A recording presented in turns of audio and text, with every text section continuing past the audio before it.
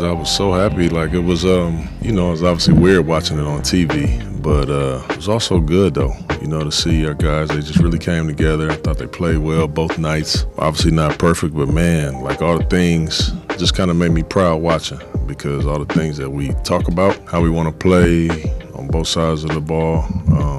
We had some really good stretches during those games. I was so proud of Scoot, I thought that was huge for him to make the shot, in the game. And he just played an incredible game, the Utah game. And then I was just, so many guys played well. Shaedon, I thought, was really good in both games.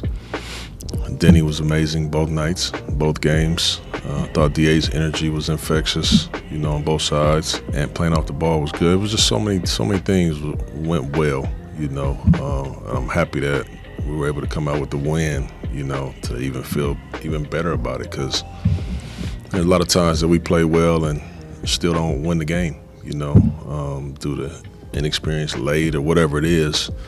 So it was just awesome. It was awesome for me to kind of be away and watch it. Hey Rip City, this is Deni Avdija, and you're listening to The Briefcase with Casey Holdahl.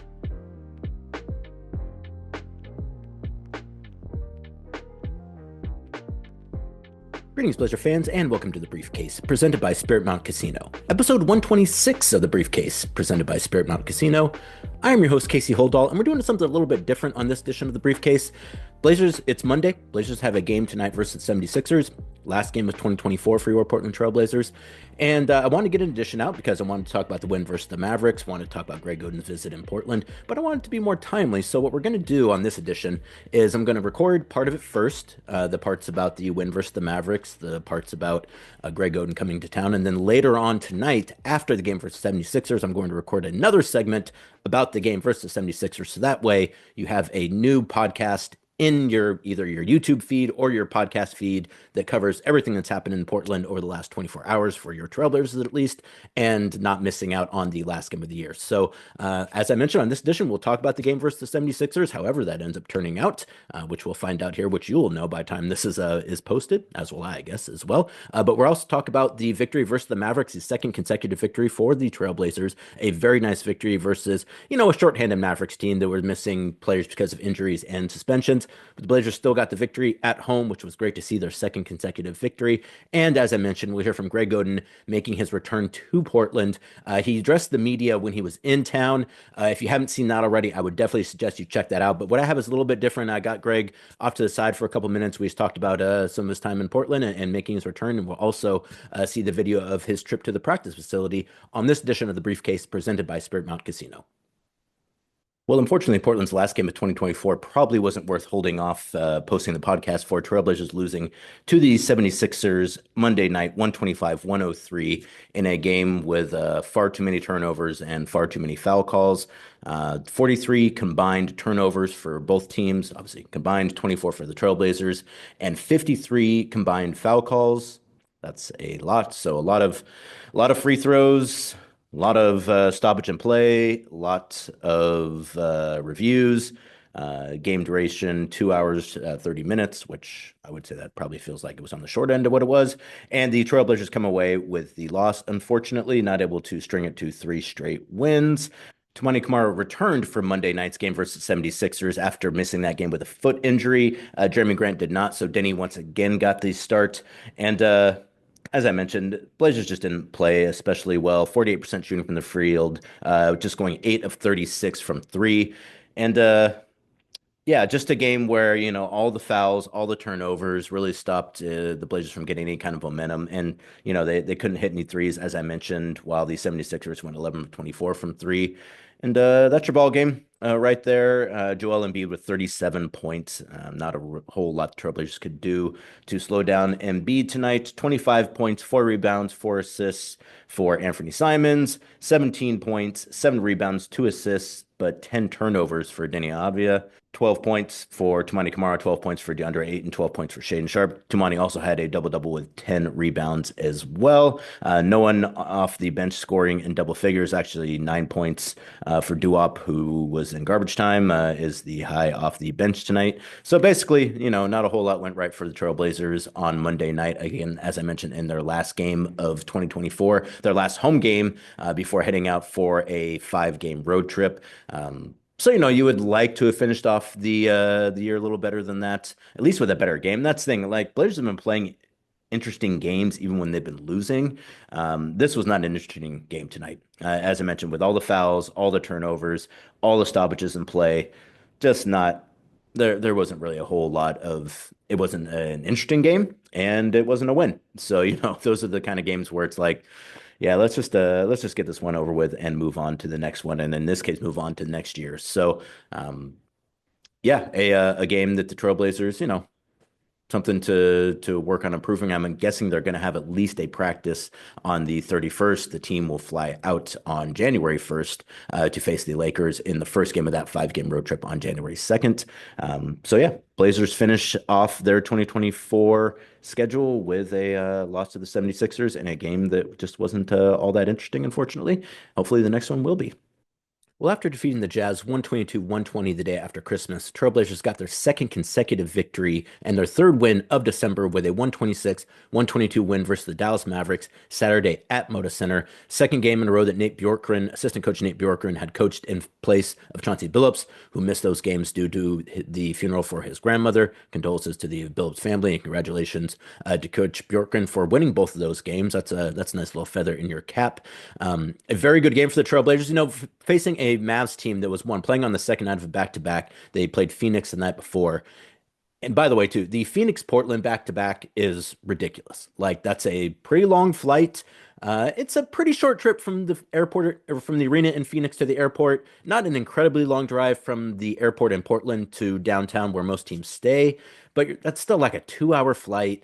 And I think maybe right now you pick up an hour because Arizona, they don't change due to daylight savings or whichever one this is. So sometimes you pick an hour, sometimes you don't. Either way, that's a terrible back to back. So I feel bad for any team, particularly the Trailblazers, but any other team that has to do that back to back because it's just that's a tough B to B.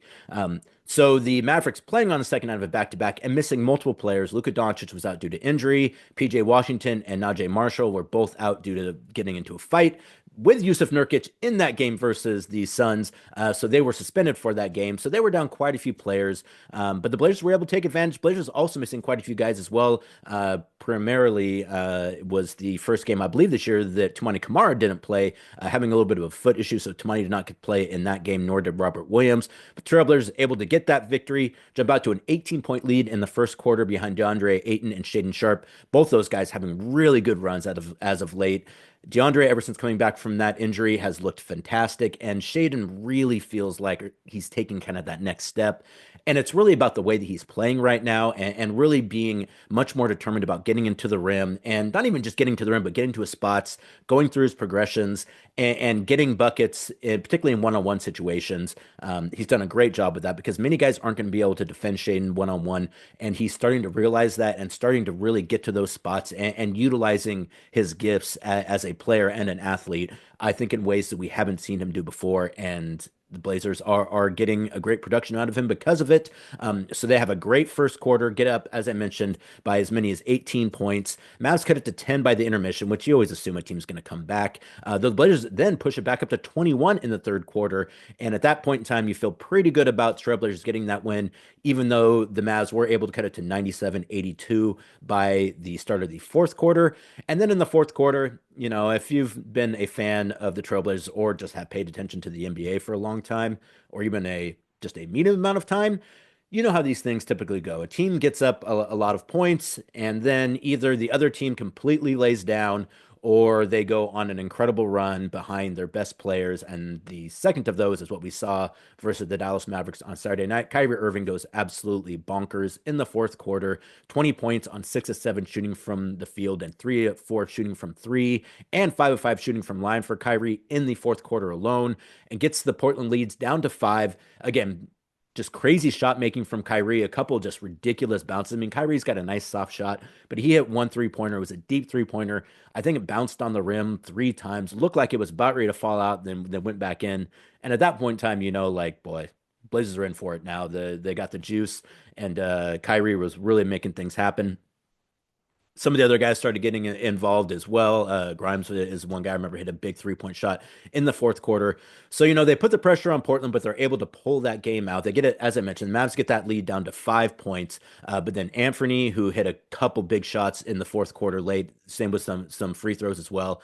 Deni and DeAndre all make enough plays to help the Trailblazers end up getting that victory. One of Portland's best wins of the year, their third victory in December. They got their first one versus the Nuggets, then the Jazz, now the Mavericks, and they finish it up versus the 76ers.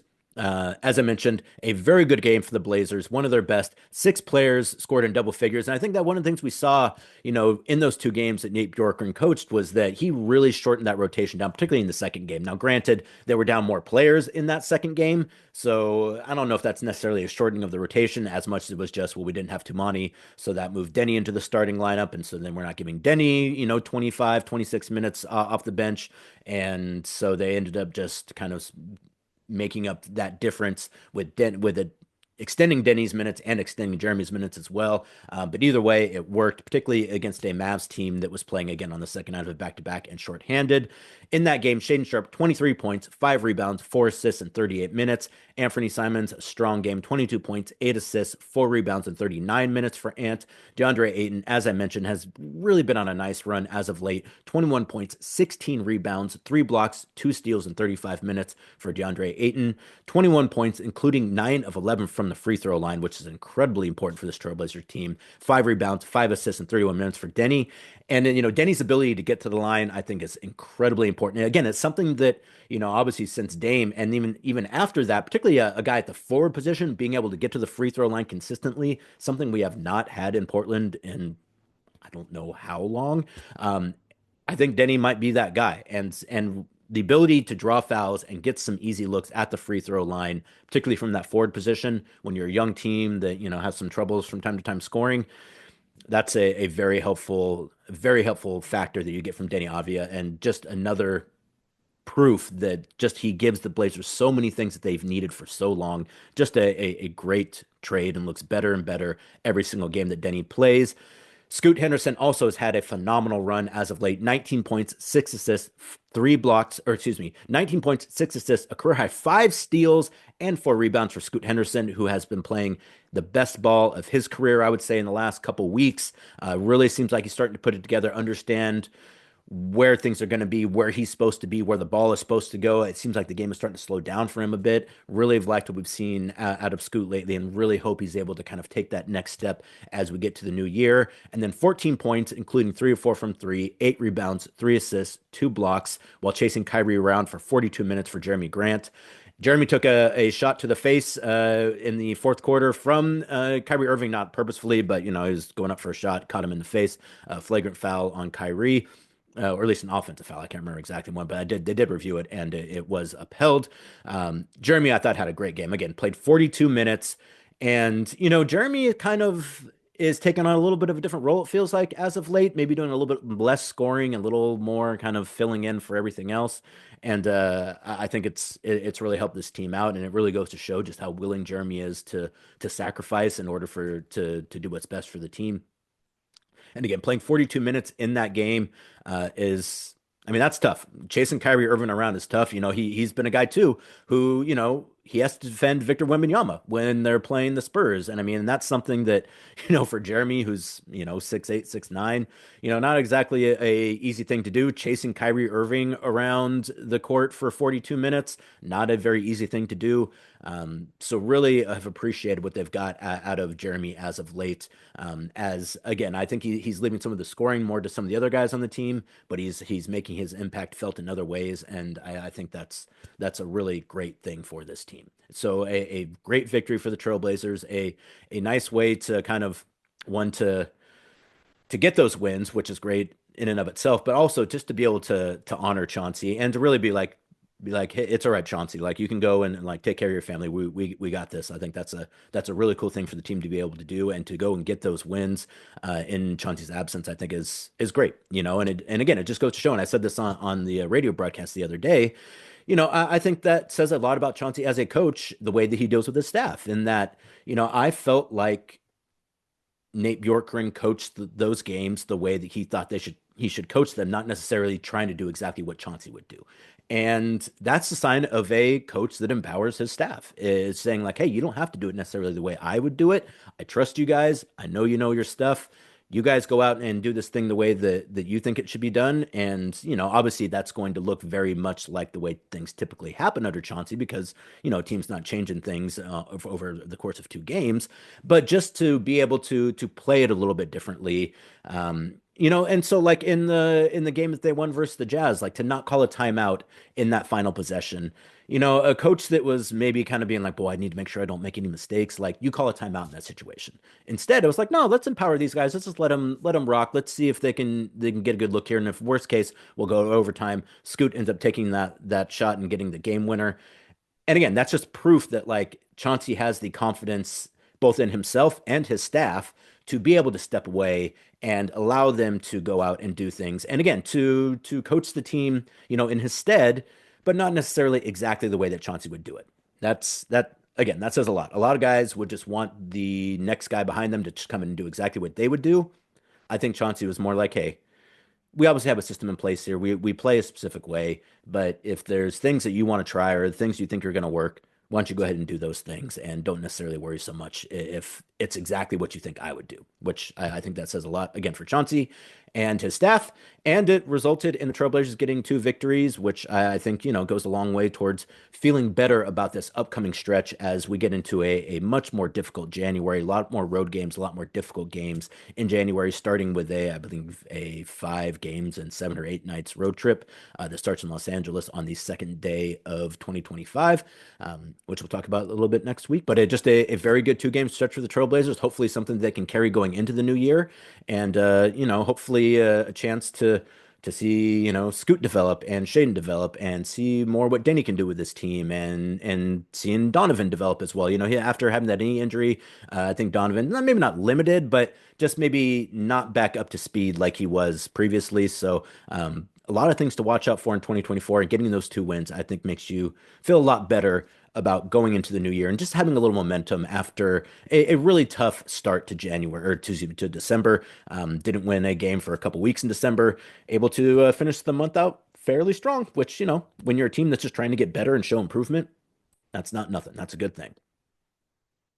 And speaking of 2025, I want to remind you one more time you can ring in the new year at Spirit Mountain Casino, the ultimate casino for your New Year's Eve celebration. Whether you're looking for a night of thrilling entertainment or a festive escape, Spirit Mountain Casino Resort is the perfect destination for your New Year's Eve travel plans. Join the folks at Spirit Mountain Casino for an evening of fun with drink specials, gaming actions, and a traditional countdown at midnight. Make this New Year's unforgettable at Spirit Mountain Casino's New Year's Eve events in Grand Ronde. Gather your group, book your stay, and get ready for a celebration you'll never forget at Spirit Mountain Casino. Elevate your game. All right, well, let's go ahead and get to Greg Oden's return to Moda Center. As you probably know by now, Greg Oden came to the game versus the Mavericks on Saturday. First time he's been back to the Moda Center since leaving Portland after his 3rd season. And really great to see Greg. Was really happy to get a chance to talk to him. And, I didn't know exactly how that was going to play out. Obviously, with the injuries and just the way that everything worked for Greg. I know how that feels for players sometimes. And, they have a lot of regret. They feel like they've let people down. And then they have their own feelings about like wishing things had gone differently and maybe even some animosity about like, well, this, that, and the other thing happened and maybe it could have gone a different way.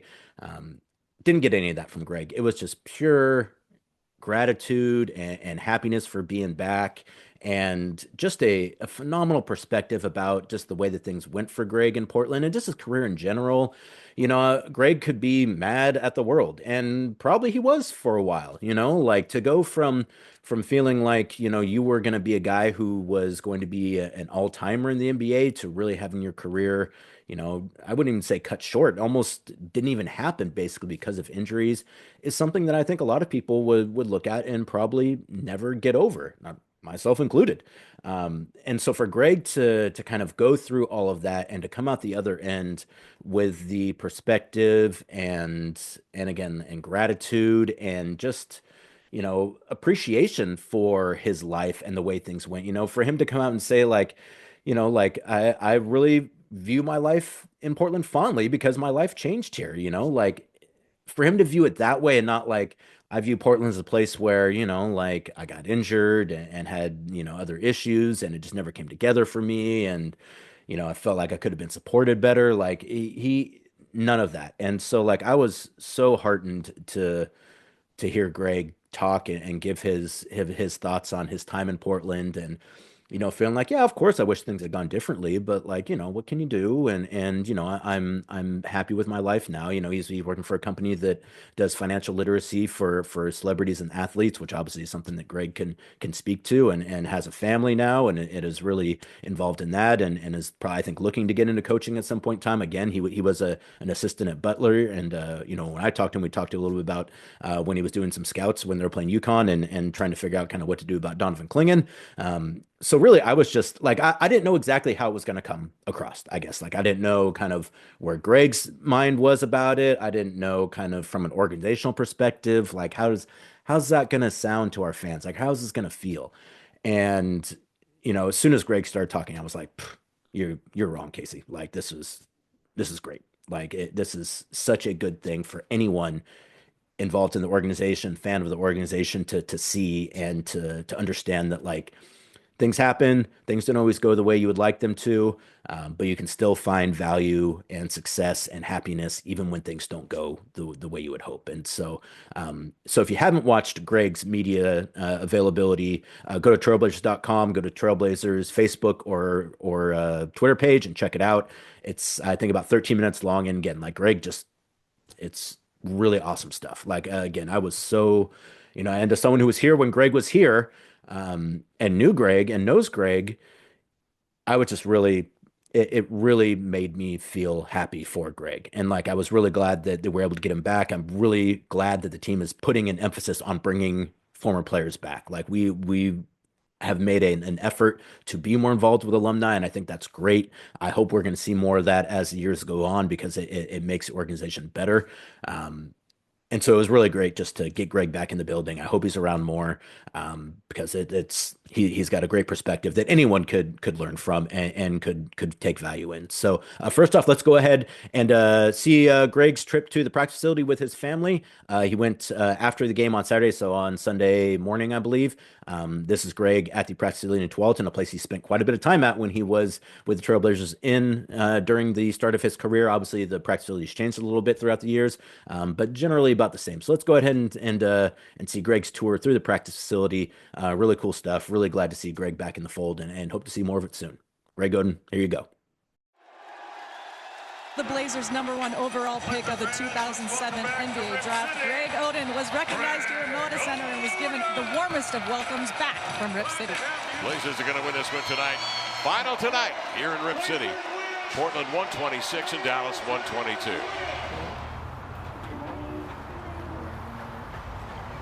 Yes, sir. Good, man. Good to see you as well. Yes. The game was amazing. So everything was, happy they pulled it out.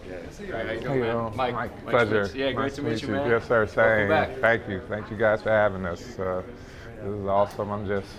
I got nothing but smiles in here. Yeah. It's like goosebumps and, it's a lot of memories. Just put it like that. It was one of these two. Now this is big time. 2-game win streak. Watching you guys, I think you got some young talent. They just got to get better each day. It's going to come along. Me and Portland we're one, and so I'm so thankful for this. I see you balling. I'm not following you around, but good to see you, man. Good? Yeah, I'm good, man. Nice to meet you. Hi. Hi, London. You say hi. Keep on going, man. Appreciate it, Yes, man. sir. Man. Yes, sir. Good to see you, brother. How you doing, Coach? What's up, boy? Congratulations. I kept saying Hall of Famer. Oh, man. Honor. I appreciate it's an it. honor. I just know that Portland and myself are going to be connected for a long time. I'm happy that you're here. And I kept telling the media, like, who better for these guys to learn from than somebody that brought a team together and was the best team. Yes, sir. Good to see you again, brother. See you too. How you doing? Good. Good. Get your measurements right. Yeah. Hi, Daddy. Chin down. Mr. Sharpe, good game last night, brother. Yes, sir, man. Keep balling out, man. What's up, sir? Hey, man, how are you? Good, man. How you feeling after last night? Yeah. I know you got it. Yes, sir. Keep balling out. Appreciate you. Stay aggressive. Today? I got to do that? No, Mommy has to do that. And Daddy uses a smile in the middle. Oh. Peace out. Appreciate you. Happy holidays. Good luck the rest of the way, but I'll be talking to you. Yes, sir. Really cool stuff there. And again, like Greg's relationship with his family and his daughter, I think it's just so neat. Like I'm really happy about the way that things have turned out for Greg. And I think he's probably got great things in his future as well. But the way that he's kind of overcome and come out the other side with the way that things happen for him, again, it's just something that I think he deserves a whole lot of credit for, and something that I don't think a lot of people could do. And like I mentioned, I got a chance to talk to Greg one-on-one for a couple minutes after his media availability. Wanted to get that here for the briefcase. So this is my short, brief interview. I think it's about 5 minutes long with Greg Oden, talking about his time in Portland, his return, his thoughts on Donovan Clingan, and what it's like for Greg Oden to be a dad. So this is Greg Oden after his media availability in Portland on Saturday at Moda Center, and prior to the victory versus the Dallas Mavericks on Saturday at Moda Center. Here's what Greg had to say. So here with Greg Oden. So Greg, first off, thank you so much for the time. Just your initial thoughts on being back in Portland tonight. I'm happy. I'm excited to see how the team looks. But, just to see the fans here again and just to be in Portland and have the good food, I'm happy. And to do it with my family, it's a big thing. What are some of your thoughts or emotions to kind of being back here? I only think about the happy times. I think about Brandon Roy hitting that game winner against Houston. I think about the wins we had against Boston. I think about me hitting that 3-court shot on the commercial, and I just think about the fans. The biggest thing is think about the Rip City fans. That was always the best part of the night, especially getting a win. And when I played in this building, we rarely lost. So I would take that. Those are the memories I'm taking. I think that's such a great perspective, Greg, because I think a lot of people must assume that you dwell on kind of the negative parts, but it really sounds like you're more about kind of the joy and the happiness and kind of the positive things that happen when you're in Portland, which were quite a few things. Well, yeah. I mean, there was definitely some great things that happen here in Portland, and even negative things. There's a reason why I'm here and why I feel this way now. They got me to this point where I can't just look at life at woe is me. It happened, but now I can look at it and be like, there were great things that happened through these ups and downs, and I hope that makes me the person I am today, and I'm proud to be that person. You were mentioning Chauncey. It sounds like you're a huge fan of Chauncey. What are your thoughts on the team this year and the job that he's done with this young crew? I know he has a lot to work with. There's just a lot going on to win, especially in the West. And he has a young team. And, I just hope he has the time to really build, that culture that he really wants. And I hope we give him that grace to do it, because it is some ups and downs in the season. And, he just lost his grandmother, which we're all sorry to hear. And dealing with your own family while still trying to be professional and lead these gentlemen, it's tough. But as you said, I am such a fan of his. Just remember seeing him the first time, like on TV, but also going to USA and actually hearing him talk and watching him play at the mini camps. I'm a big fan of Chauncey Billups, so I think he's going to lead this team to do great things. It's just guys need to learn and go through the ups and downs and just keep on playing and keep on getting better.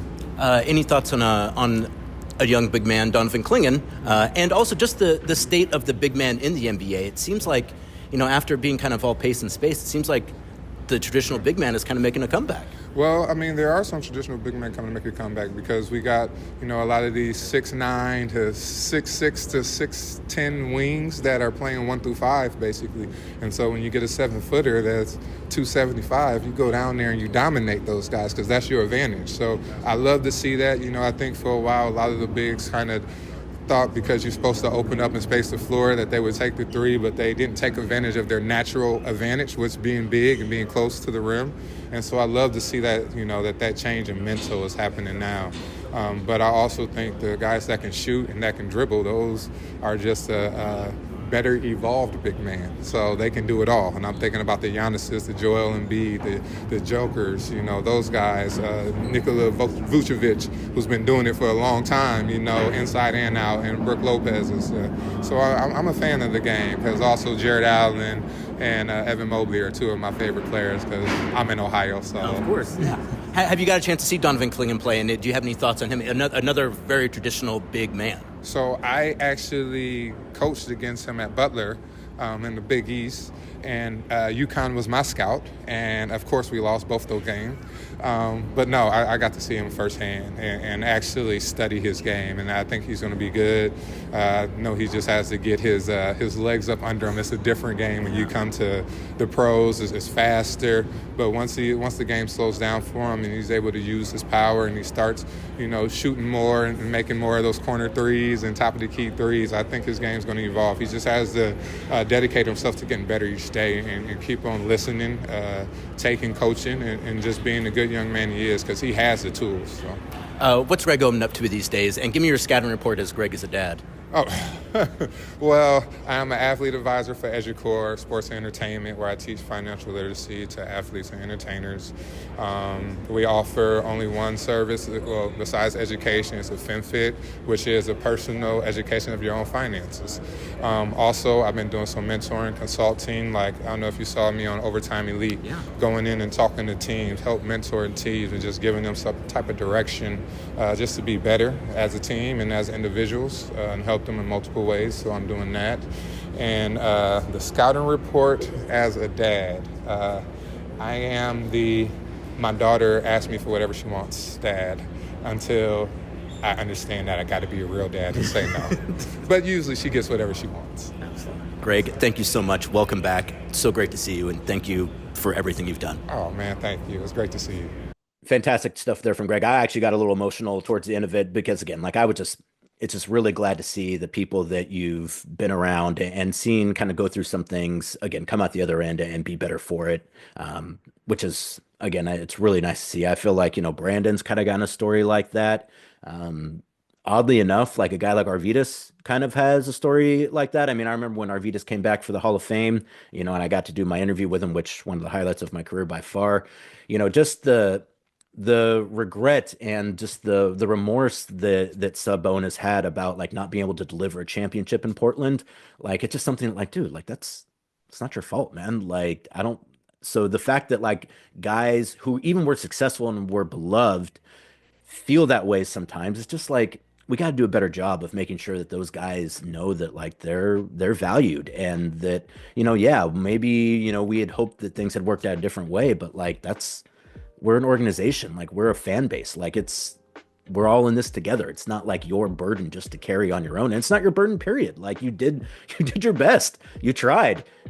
Things don't always work out. In fact, they often don't work out. Only one team can win a championship every year. So, I think it's really important for the team to do a good job of letting the team and, us as fans, of letting, those former players know that they're valued and appreciated even after their time in Portland is done, and even if things don't go the way you would hope they would. So was really glad to be able to talk to Greg. Again, really hoping we're going to see more of him and other alumni around the organization as the years go on, because it makes everyone better. And I think it's valuable for the organization, it's valuable for the fans, and I think it's valuable for the players as well. And that will do it for this edition of The Briefcase. Thank you so much for joining me. As always, I hope you have a great finish to 2024 and a great start to 2025 when I will talk to you next.